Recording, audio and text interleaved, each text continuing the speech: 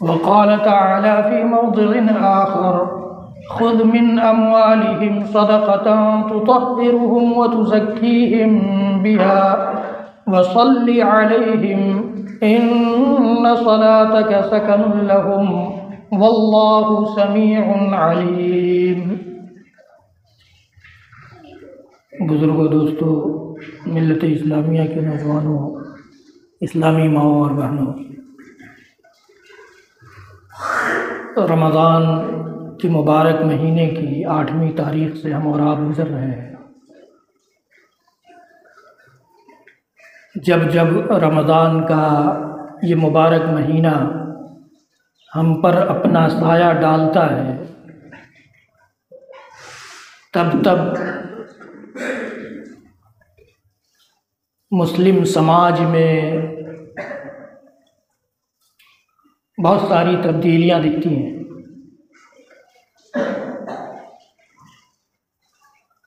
ان تبدیلیوں کی وجہ کیا ہے؟ وہ تبدیلیاں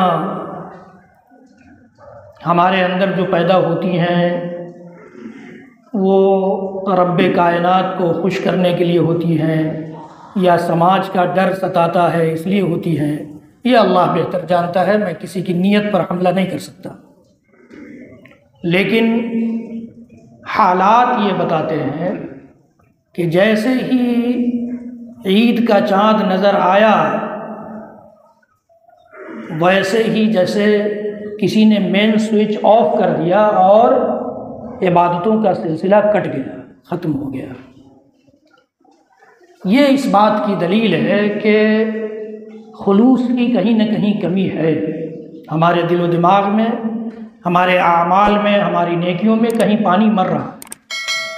اللہ تعالی ہم سب کو خلوص للہیت کے ساتھ رمضان کے علاوہ باقی 11 مہینوں میں بھی عبادتوں اور نیکیوں کی توفیق عنایت فرماتا رہے۔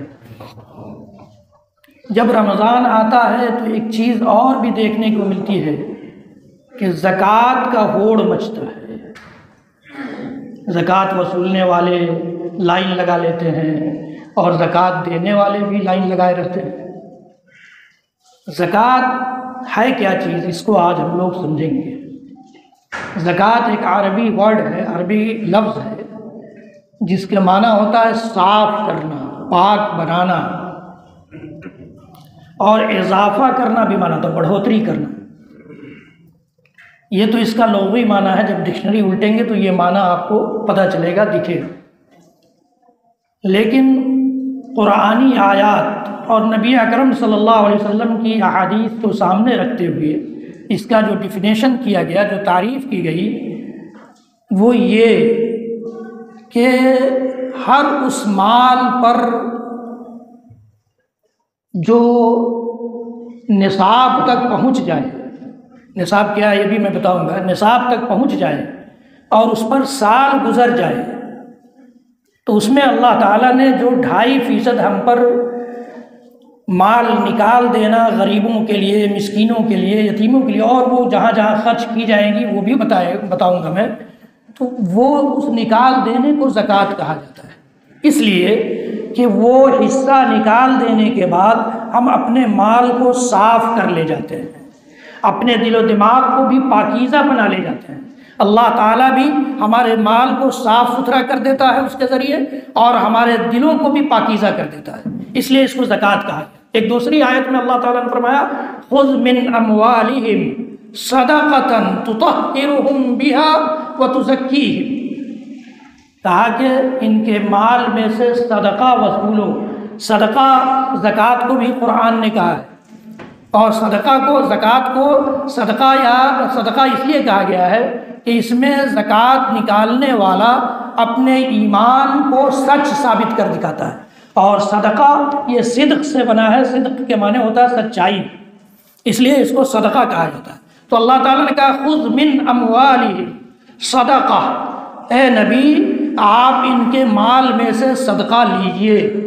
یہ صدقہ لینے کا جو حکم ہو رہا ہے وہی زکوٰۃ جو فرض ہے، ورنہ نفلی صدقہ کو کسی کو حکم نہیں ہو سکتا کہ تم آپ وصولیے، وہ تو آپ کی مرضی پر ہے، آپ کی نیت پر ہے کہ آپ کو اللہ تعالیٰ نے جو دیا ہے وہ مال گرچہ نصاب تک نہیں پہنچا ہے، آپ صدقات و خیرات کرتے رہیں، جب چاہیں کریں، جتنا چاہیں کریں، وہ آپ کی مرضی ہے، لیکن حکم جو ہو رہا ہے وہ زکوٰۃ کی وصولی کا حکم ہو رہا ہے۔ خذ من اموالہم صدقۃ تطہرہم وتزکیہم بہا، کہا کہ صدقہ وصول لیجئے، زکوٰۃ لے لیجئے، اس کے ذریعے آپ ان کو پاکیزہ بنا دیں گے۔ اللہ تعالیٰ کہہ رہا ہے آپ اس کے ذریعے انہیں پاکیزہ کر پائیں گے اور ان کی صفائی کر پائیں گے، وتزکیہم بہا۔ اور جب زکوٰۃ لے لیجئے تو ایک اور قاعدہ ہے کہ جس کے پاس زکوٰۃ کی رقم جمع کی جا رہی ہے وہ بھی، چاہے وہ اپنے مصرف میں اس کو استعمال نہ کرتا ہو، اور جسے زکوٰۃ کا مال پہنچایا جا رہا ہے، جس کے مصرف میں اس کا استعمال ہے، وہ دعا کرے اس زکوٰۃ نکالنے والے کے لیے۔ اللہ تعالیٰ نے کہا کہ آپ زکوٰۃ لے لیجئے اور صلی علیہم، ان کے لیے رحمت کی دعا کیجیے، صلی علیہم ان صلاتک سکن لہم، یقیناً آپ کی دعا ان کے لیے سکون کا باعث بنے گی، ان کے لیے سکون کا باعث بنے گی، ان کو تسلی دے گی۔ یہ اللہ رب العالمین نے فرمایا۔ یہ زکوٰۃ نکالنا ہمارے مال میں اضافہ کرتا ہے۔ اللہ تعالیٰ نے فرمایا وما آتیتم من ربا لیربو فی اموال الناس فلا یربو عند اللہ وما آتیتم من زکاۃ تریدون وجہ اللہ فاولئک هم المضعفون۔ اللہ تعالیٰ نے فرمایا کہ جو لوگ سودی لین دین کرتے ہیں، سودی کاروبار کرتے ہیں، اور وہ سوچتے ہیں کہ ان کا مال بڑھ رہا ہے، ان کے مال میں اضافہ ہو رہا ہے، تو ہوا کرے دنیا میں، اللہ تعالیٰ کے ہاں وہ مال قابل قبول نہیں ہے۔ یہ اللہ تعالیٰ وما آتیتم من ربا لیربو فی اموال الناس فلا یربو عند اللہ وما آتیتم من زکاۃ تریدون وجہ اللہ، اس زکوٰۃ کے ذریعے جسے تم اللہ کی رضامندی کے لیے نکال رہے ہو، خرچ کر رہے ہو، تو اللہ تعالیٰ نے فرمایا کہ یہ اضافہ کا باعث ہے۔ فاولئک هم المضعفون، یہ لوگ اپنے اعمال میں بھی، اپنی نیکیوں میں بھی اور اپنے مال میں بھی کئی گنا بڑھا رہے ہیں۔ یہ اللہ تعالیٰ نے فرمایا۔ یہ زکوٰۃ اللہ کے رسول صلی اللہ تعالیٰ علیہ وسلم نے اسے اسلام کا ایک رکن اور ایک بنیاد قرار دیا ہے۔ فرمایا بنی الاسلام علی خمس، شہادت اللہ الہ الا اللہ وانی رسول اللہ واقام الصلاۃ وایتاء الزکاۃ۔ یہ زکوٰۃ کی ادائیگی اسلام کا ایک رکن ہے۔ گویا اگر زکوٰۃ کی ادائیگی میں کوئی کمی رہ جا رہی ہے تو ہم نے اسلام کی ایک بنیاد کو کھوکھلا کرنے کی کوشش کی ہے۔ اسلام کی جس طرح سے نماز نہ پڑھ کر ہم اسلام کی عمارت کو ڈھانے کی کوشش کر رہے ہیں، اور اسلام کی عمارت جس ستون پر قائم ہے اس ستون کی جڑ اکھیڑ دے رہے ہیں، اسی طرح سے زکوٰۃ میں بھی کسی قسم کی کمی کرتے ہیں تو بھی، یا زکوٰۃ نہیں دیتے ہیں تو بھی، یہ اسلام کے اس پلر کو کھوکھلا کرنا ہے۔ یہ اسلام کا ایک رکن ہے۔ اللہ کے رسول صلی اللہ علیہ وسلم نے حضرت معاذ بن جبل رضی اللہ تعالیٰ عنہ کو جب یمن کا چیف گورنر بنا کر بھیجا تو کہا کہ دیکھو تم اہل کتاب کے پاس جا رہے ہیں، وہاں طرح طرح کی انگلی تم پر اٹھ سکتی ہے، طرح طرح کے آبجیکشنز ہو سکتے ہیں، اعتراضات ہو سکتے ہیں، اس لیے پہلی وہ دعوت جو تم انہیں دو وہ دعوت تمہاری اللہ کی توحید کی ہو اور رسول کی رسالت کی ہو۔ إنك تأتي قوما من أهل الكتاب فليكن أول ما تدعوهم شهادة أن لا إله إلا الله وأن محمد رسول الله۔ پہلی وہ دعوت جو تم انہیں دو گے، اہل کتاب کو، نصرانی بستے تھے یمن میں، عیسائی بستے تھے، انجیل پڑھنے والے لوگ بستے تھے، اس وقت بہت زیادہ تبدیلی بھی نہیں ہوئی تھی انجیل میں۔ اس وقت کہا جا رہا ہے کہ جب تم جاؤ تو اللہ کی وحدانیت کی اور محمد رسول اللہ صلی اللہ تعالی علیہ وسلم کی رسالت کی دعوت دو، پہلی دعوت تمہاری یہ ہونی چاہیے۔ فَإِنْهُمْ أَطَاعُوا لِذَلِكَ، جب تمہاری یہ بات وہ مان لیں، فَأَعْلِمْهُمْ أَنَّ اللَّهَ افْتَرَضَ عَلَيْهِمْ 5 صلوات فِي الْيَوْمِ وَاللَّيْلَةِ، تب انہیں بتاؤ، ان کو اس بات کی دعوت دو کہ اللہ نے ان پر رات دن میں 5 وقت کی نمازیں فرض کی ہیں۔ دعوت و تبلیغ کرنے والوں کے لیے بھی، دعوت و تبلیغ کا فریضہ انجام دینے والوں کے لیے بھی اس میں طریقہ ہے، سبق ہے، اسٹیج وائز کہ کس اسٹیج سے دعوت کی شروعات ہو۔ پہلا اسٹیج، پہلی دعوت اگر سماج، مسلم سماج بھی اگر شرک میں، بدعت و خرافات میں مبتلا ہے، ملوث ہے، تو پہلے اسے شرک سے بچانے کی کوشش کی جائے گی، اس لیے کہ یہ سب سے بڑا سڑان ہے، سب سے بڑی بدبودار چیز ہے، سب سے بڑی خبیث چیز ہے، سب سے زیادہ اللہ تعالیٰ کے نزدیک ہمارے اعمال کو بیکار اور کھوکھلا کر دینے والی چیز ہے، تو اس سے بچانے کی کوشش کی جائے گی، اس سے بچانے کی کوشش کی جائے گی۔ اور اس کے بعد پھر نماز کی دعوت دی جائے گی کہ اللہ نے 5 وقت کی نمازیں بھی فرض کی۔ پھر اس کے بعد اللہ کے نبی صلی اللہ علیہ وسلم نے معاذ بن جبل سے کہا کہ فَإِنْهُمْ أَطَاعُوا لِذَلِكَ، جب یمن والے تمہاری یہ بات بھی مان جائیں تب فَأَعْلِمْهُمْ أَنَّ اللَّهَ افْتَرَضَ عَلَيْهِمْ صَدَقَةً تُؤْخَذُ مِنْ أَغْنِيَائِهِمْ وَتُرَدُّ عَلَى فُقَرَائِهِمْ، تب انہیں بتانا کہ اللہ نے ان کے مال میں زکوٰۃ فرض کی ہے جو ان کے مالداروں سے لے کر ان کے غریبوں میں تقسیم کر دی جائے گی۔ یہ اللہ کے رسول صلی اللہ علیہ وسلم نے اسے فریضہ قرار دیا ہے، اسے ایک حدیث میں اسلام کا رکن قرار دیا، اسلام کی بنیاد قرار دیا، اور دوسری حدیث میں اس کو فریضہ قرار دیا، اور ایک حدیث میں اللہ کے رسول صلی اللہ علیہ وسلم نے زکوٰۃ نہ نکالنے والوں کے لیے وعید بھی سنائی، جس مال کی زکوٰۃ ہم نہیں نکالتے وہ مال کنز بن جاتا ہے۔ کنز عربی زبان میں کہا جاتا ہے خزانے کو کہا جاتا ہے۔ تو وہ اللہ کے نبی صلی اللہ علیہ وسلم نے فرمایا کہ جو لوگ مال کی زکوٰۃ نہیں نکالتے، قیامت کے دن اللہ تعالیٰ ان کے اس مال کو ایک گنجے سانپ کی شکل جو نہایت اندوہناک ہوگا، خطرناک دکھے گا، ڈراؤنا دکھے گا، ان کے گلے میں توق بنا کر ڈال دے گا، اور وہ اس کے دونوں باچھوں پر حملہ کرے گا اور کہے گا کہ انا کنز، میں ہی تمہارا خزانہ ہوں، جس خزانے کو تم سینت کر رکھتے تھے۔ قرآن نے سورہ آل عمران میں اسی بات کو نقل کیا، وَلَا يَحْسَبَنَّ الَّذِينَ يَبْخَلُونَ بِمَا آتَاهُمُ اللَّهُ مِنْ فَضْلِهِ هُوَ خَيْرًا لَهُمْ بَلْ هُوَ شَرٌّ لَهُمْ سَيُطَوَّقُونَ مَا بَخِلُوا بِهِ يَوْمَ الْقِيَامَةِ۔ فرمایا کہ جو لوگ اپنے مال کو جو اللہ نے انہیں دیا ہے، ان کا کچھ نہیں ہے، وہ تو اللہ کا دیا ہوا، جب چاہے گا چھین بھی لے گا، چھین لیتا بھی ہے، ہم دیکھتے بھی ہیں، دیکھتے رہ جاتے ہیں۔ تو جو مال اللہ نے انہیں دے رکھا ہے، ان میں بخیلی کرنے کو وہ اپنے لیے اچھا نہ سمجھیں، ان کے لیے اچھا نہیں ہے، برا ہے، بل هو شر لهم۔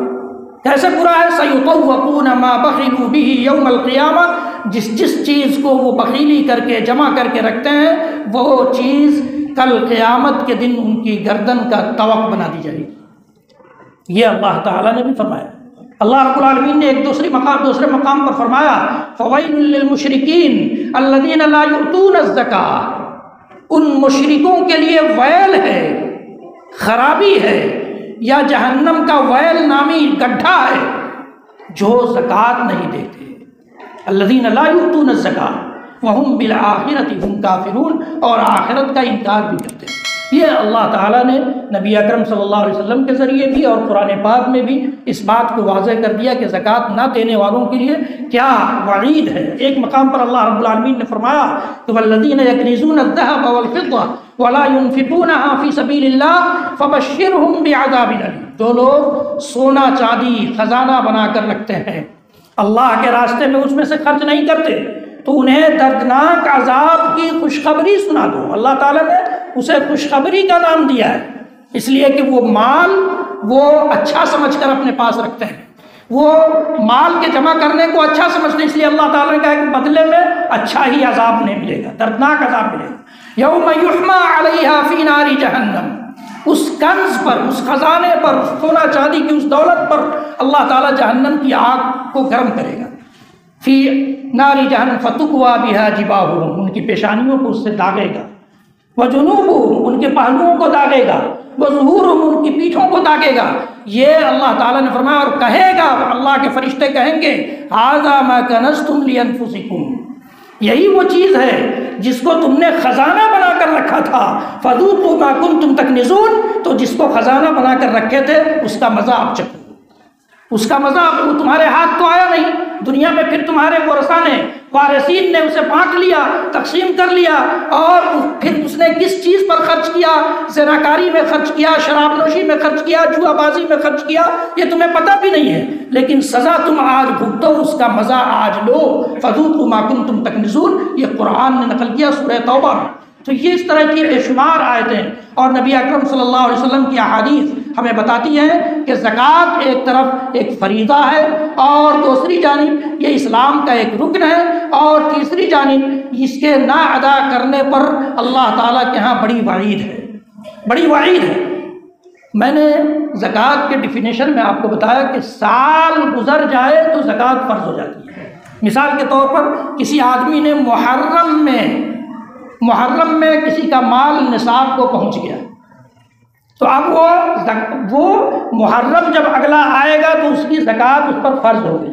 اب اس کے لیے وہ رمضان کا انتظار نہیں کرے گا کہ رمضان آئے گا تو ہم زکوٰۃ ادا کریں گے، نہیں، یا وصولی کرنے والے آئیں گے تو ہم زکوٰۃ دیں گے، نہیں، وہ آپ کا فریضہ ہے، آپ کو ان لوگوں تک پہنچانا ہے جو اس کے حقدار ہیں، اس کے لیے پھر انتظار نہیں کرنا ہے۔ یا ہم نے دکان کی اوپننگ کی مثال کے طور پر اپریل میں، حالانکہ یہ قمری سال سے چاند کے مہینوں سے اس کی شروعات ہونی چاہیے اور اس کی گنتی ہونی چاہیے، لیکن میں آپ کو سمجھانے کے لیے میں بتا رہا ہوں کہ اپریل میں ہم نے دکان کی اوپننگ کی۔ اب اگلے اپریل میں ہماری دکان کی جو مالیت ہے اس کا 2.5% ہمیں اللہ کے راستے میں دے دینا ہے، ادا کر دینا ہے، یہ ہم پر فرض ہو گیا۔ اب پھر اس کے لیے ہم اگلے رمضان کا انتظار نہیں کریں گے، ورنہ ہمیں نہیں معلوم کہ اس درمیان ہم رہتے ہیں یا نہیں، یا ہمارا مال رہتا ہے یا نہیں۔ تو خدا نخواستہ ہم اللہ تعالیٰ سے مل جائیں اس حال میں کہ ہم نے اپنے مال کی زکوٰۃ نہیں دی، یا ہمارے مال پر زکوٰۃ باقی ہی تھی جب تک وہ تلف ہو گیا، برباد ہو گیا، ہلاک ہو گیا۔ اس لیے سال جیسے ہی پورا ہو جائے اس وقت زکوٰۃ نکال دی جائے، زکوٰۃ دی جائے۔ کسے؟ اللہ تعالیٰ نے 8 جگہیں بتائی ہیں، 8 مقامات اس کے لیے بتائے ہیں، 8 جگہوں پر مال خرچ کیا جا سکتا ہے زکوٰۃ کا۔ انما الصدقات للفقراء والمساکین والعاملین علیہا والمؤلفۃ قلوبہم وفی الرقاب والغارمین وفی سبیل اللہ وابن السبیل۔ یہ 8 مقامات ہیں، 8 قسم کے لوگ ایسے ہیں جن پر ہم زکوٰۃ کا مال خرچ کر سکتے ہیں۔ اللہ تعالیٰ نے فرمایا کہ انما الصدقات، یہ زکوٰۃ کے جو مال ہیں، یہ زکوٰۃیں جو ہیں یہ فقیروں کے لیے، فقیروں کے لیے۔ اب فقیروں کو آپ دیکھیے کون فقیر ہے ہمارے سماج میں۔ اس کے بعد اللہ تعالیٰ نے فرمایا مسکینوں کے لیے۔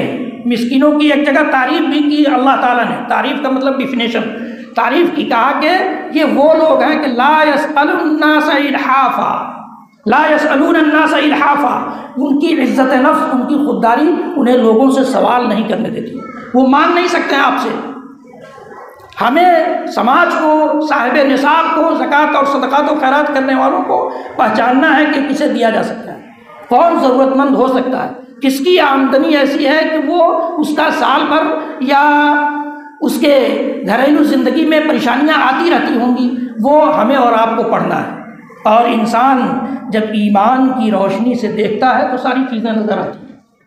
ایمان نہ ہو تو ساری دنیا تاریک دکھتی ہے، سب برابر دکھتے ہیں، کیا سب خوشحال ہیں؟ نہیں، خوشحال نہیں ہے۔ آپ کے پڑوس میں ہو سکتا ہے کہ کوئی مسکین ہو جو آپ سے مانگ نہیں سکتا ہے، اور اس بات کا بھی اسے ڈر ہے کہ آپ دے دیں گے تو بعد میں پھر تانا دیں گے کہ ابھی تو دیا تھا پچھلے سال، یہ بھی اس بات کا بھی ڈر ستاتا ہے۔ ایسے لوگوں کے لیے اللہ تعالیٰ نے فرمایا کہ الذین ينفقون اموالهم فی سبیل اللہ ثم لا يتبعون ما انفقوا منا ولا اذى، جو لوگ اللہ کے راستے میں اپنا مال خرچ کرتے ہیں اور اس کے بعد کسی پر احسان نہیں جتاتے، تکلیف نہیں پہنچاتے، ان کے لیے اجر ہے، ان کے لیے ثواب ہے، ان کے لیے اللہ تعالیٰ نے نیکیاں لکھ دی ہیں۔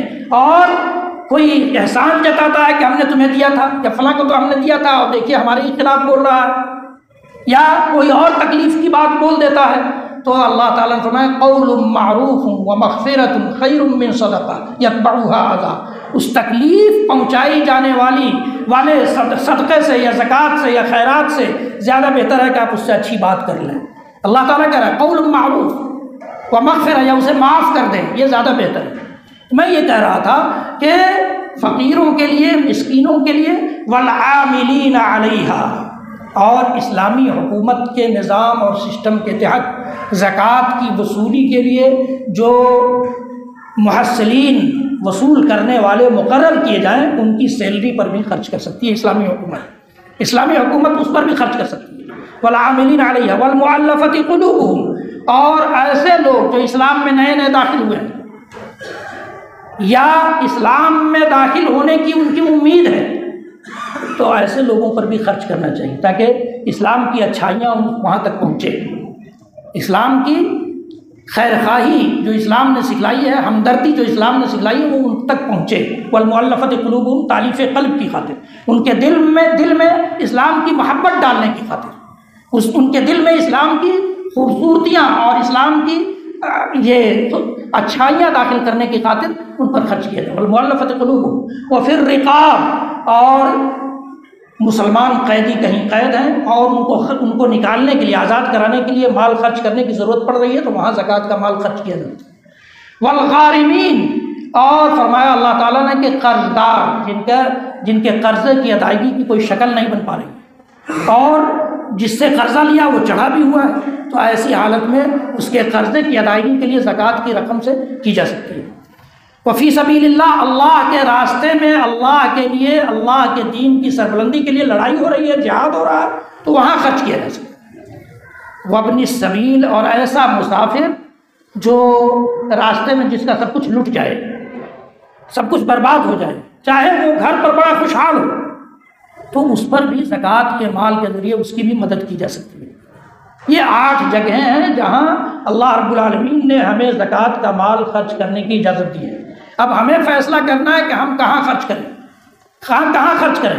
علماء نے اس میں مدارس کے غریب طلباء کو بھی شامل کیا ہے۔ غریب طلباء، اگر ان میں بھی مدارس میں بھی خوشحال طلباء ہیں، اچھے گھرانوں سے آئے ہیں، وہ زکوٰۃ کھانے والے نہیں ہیں، تو ان پر نہیں خرچ کیا جا سکتا ہے۔ تو مدارس والوں کو بھی اس میں بہت زیادہ محتاط رہنے کی ضرورت ہے کہ وہ کہاں خرچ کر رہے ہیں، کن کے لیے زکوٰۃ وصول رہے ہیں۔ اگر وہاں تک وہ مال نہیں پہنچتا ہے تو وہ اس کے ذمہ دار ہوں گے، اس لیے کہ وہ وصول کر لے گئے ہیں، اور ہم بھی ذمہ دار ہوں گے کہیں نہ کہیں سے کہ ہمیں دیکھنا ہے کہ کہاں کتنے غریب طلباء پڑھ رہے ہیں اور کہاں نہیں پڑھ رہے ہیں۔ یہ نہیں کہ مدرسہ والے آئے، رسید کٹوا لیا اور ذمہ داری ختم ہو گئی، نہیں، ہمیں اور آپ کو اللہ کے فریضے کی ادائیگی کے وقت ان ساری چیزوں کا دھیان رکھنا ہے، ساری چیزوں کا دھیان رکھنا ہے۔ اور ایک بات اور جان لیجیے، آپ کا کوئی قریبی رشتہ دار ہے اور وہ زکوٰۃ کا حقدار ہے۔ بار بار لوگ پوچھتے ہیں کہ ہمارا قریبی رشتہ دار ہے، بہت غریب ہے، اس کے پاس کھانے پینے کو نہیں ہے، کوئی کمانے والا نہیں ہے۔ آپ وہاں زکوٰۃ کا مال خرچ کر سکتے ہیں ہی نہیں، بلکہ اللہ کے رسول صلی اللہ علیہ وسلم نے فرمایا کہ اس کو دوہرا اجر ہے، ڈبل اجر ہے۔ ایک تو زکوٰۃ دینے کا، اور دوسرے رشتہ داری نبھانے کی۔ رشتہ داری نبھانا بھی ایک عبادت ہے۔ آپ کو سن کر تعجب ہوگا، بڑی جلدی ہم لوگ کاٹ لیتے ہیں کہ کوئی نکاح کی دعوت نہیں دیا تو چلو آج سے کٹ۔ رشتہ داری نبھانا ایک عبادت ہے، اور اللہ تعالیٰ نے فرمایا کہ تسألون عن الارحام، قیامت کے دن اس کے بارے میں بھی پوچھا جائے گا۔ یہ زمین میں فساد برپا کرنے کے مانند قرار دیا ہے قرآن نے۔ تو رشتہ دار پر زکوٰۃ کا مال خرچ کرتے ہیں تو ڈبل اجر ملے گا، ایک بات۔ دوسری بات یہ پوچھتے ہیں کہ ان کو بتانا ضروری ہے؟ بتانا کوئی ضروری نہیں، آپ ان کو بغیر بتائے دے سکتے ہیں اگر آپ کو یہ یقین ہے کہ وہ زکوٰۃ کا حقدار ہے۔ اس کو بتانا ضروری نہیں کہ یہ زکوٰۃ کا مال ہے، ہو سکتا ہے اس کی عزت نفس غالب آ جائے، اور جو حقدار ہے اس کو بھی اس میں شرم کرنے کی ضرورت نہیں، اسے دعا کرنا چاہیے کہ اللہ تعالیٰ ہمیں اس مرحلے سے، اس جو کنڈیشن، ہماری جو پوزیشن ہے، اس سے ہمیں نکال دے، ہمیں بھی زکوٰۃ دینے والوں میں بنا دے، زکوٰۃ لینے والوں میں نہ رکھے، یہ دعا کرے۔ لیکن اس کو کوئی عبداللہ بن مسعود رضی اللہ تعالیٰ عنہ، عبداللہ بن مسعود رضی اللہ تعالیٰ عنہ خادم رسول، اللہ کے رسول کے بڑے قریبی صحابی، ان کی بیوی حضرت زینب نے ارادہ کیا کہ وہ اپنے زیور کا یا اپنے پاس سونے چاندی کا جو ان کے پاس تھا اس کی زکوٰۃ نکالیں۔ تو عبداللہ بن مسعود نے کہا کہ مجھے دے دو، میں تو غریب آدمی ہوں، میرے پاس آمدنی کا کوئی مسلسل اور مستقل ذریعہ نہیں ہے۔ تو کہا کہ میں آپ کو کیسے دے سکتی ہوں، آپ تو میرے شوہر ہیں۔ کہا جب تک آپ اللہ کے رسول صلی اللہ علیہ وسلم سے پوچھ کر نہیں آئیں گے تب تک میں آپ کو زکوٰۃ نہیں دے سکتی۔ عبداللہ بن مسعود نے کہا کہ میری ہمت نہیں ہے کہ میں اللہ کے رسول سے جا کر پوچھوں کہ زکوٰۃ میں لے سکتا ہوں یا نہیں۔ تو خود حضرت زینب گئی، ان کی بیوی ہی گئی اللہ کے رسول صلی اللہ علیہ وسلم سے، کہا کہ عبداللہ ایسی ایسی بات کہہ رہے ہیں۔ کہا کہ کوئی بات نہیں ہے، تم ان پر انہیں دے سکتی ہو۔ تو حقدار اگر شوہر بھی ہے تو بیوی کے مال کی زکوٰۃ وہ اپنے اوپر خرچ کر سکتا ہے، اپنے بچوں پر خرچ کر سکتا ہے۔ شوہر اپنا مال بیوی پر خرچ نہیں کر سکتا، اس لیے کہ اس کی ذمہ داری ہے، اس کی ذمہ داری ہے، اس کی کفالت میں اپنے بچوں پر خرچ نہیں کر سکتا، اپنے والدین پر خرچ نہیں کر سکتا۔ لیکن بیوی کے ذمہ یہ نہیں ہے کہ شوہر کی کفالت کرے، شوہر کے بچوں کی کفالت کرے، تو بیوی کی زکوٰۃ کا مال اگر شوہر غریب ہے تو وہ لے سکتا ہے۔ اب آپ لوگ جا کر لینے نہیں لگیے گا، پہلے دیکھ لیجئے کہ اپنا کنڈیشن کیا ہے، اگر کنڈیشن ہے تو بالکل لے سکتے ہیں، شریعت نے اس کی اجازت دی ہے، شریعت نے اس کی اجازت دی ہے۔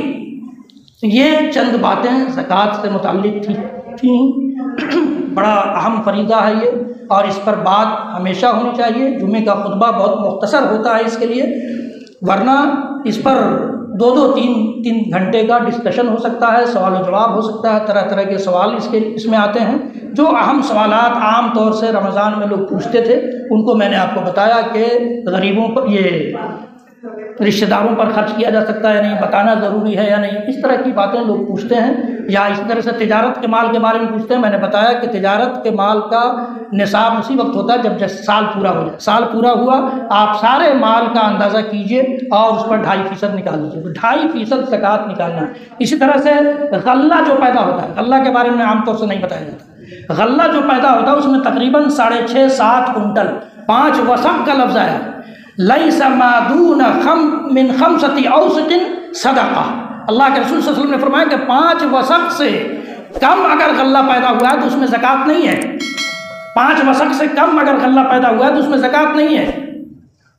5 وسق تقریباً 6.5-7 کنٹل ہوتا ہے، 6.5 کنٹل ہی اگر مانتے ہیں، کم ہی والا مانتے ہیں، تو 6.5 کنٹل اگر ہماری زمین سے غلہ پیدا ہو رہا ہے اور اس کی سینچائی میں ہمارا کوئی خرچ نہیں ہوا ہے، کوئی خرچ نہیں ہوا ہے، تو اس میں 10واں حصہ نکالیں گے، یعنی 100 کلو میں 10 کلو، 100 کلو میں 10 کلو۔ اور اگر خرچ ہوا ہے، ہم نے بورنگ سے یا اور بھی جو طریقے ہیں سینچائی کے، اس کے ذریعے ہم نے اپنے فصل کو سینچا ہے، سینچائی کی ہے اس کی، تو اس میں 20واں حصہ یعنی 100 کلو میں 5 کلو نکالنا ہے۔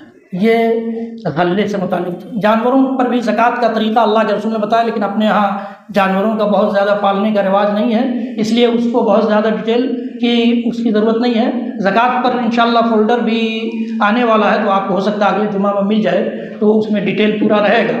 تو یہ ساری باتیں زکوٰۃ سے متعلق ہمیں اور آپ کو جاننا چاہیے، کوشش کرنی چاہیے کہ ہم اللہ کے قرآن اور نبی کے فرمان میں ان مسائل کو سیکھیں، جانیں، اور سیکھنے اور جاننے سے زیادہ عمل کرنے کی کوشش کرنی چاہیے۔ اللہ رب العالمین ہم سب کو کہنے سننے سے زیادہ عمل کی توفیق بخشے۔ بارک اللہ